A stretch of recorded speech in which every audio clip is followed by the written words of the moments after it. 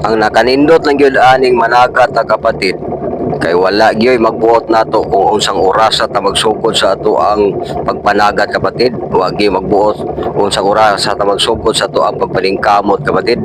Dili parehas ana mangamot ta malita sa oras kasab-an layon ta kapatid, labhan ta kasaba.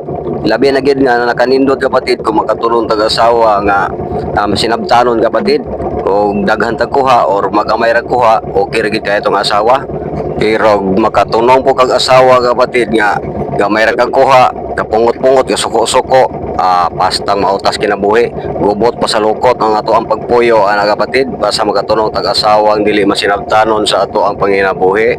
Magamay man o madaghan ang ato ang kuha kapatid, ang importante nga makasuporta ta panginahanglanon sa atong pamilya sa matag adlaw. Mo na pinaka-importante kapatid. Daghang salamat sa inyong suporta ug daghang usang salamat sa inyong pag-views sa akong video kapatid.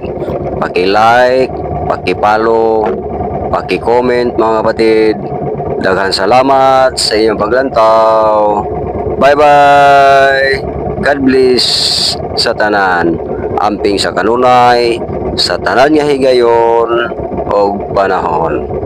Bye-bye. God bless us all.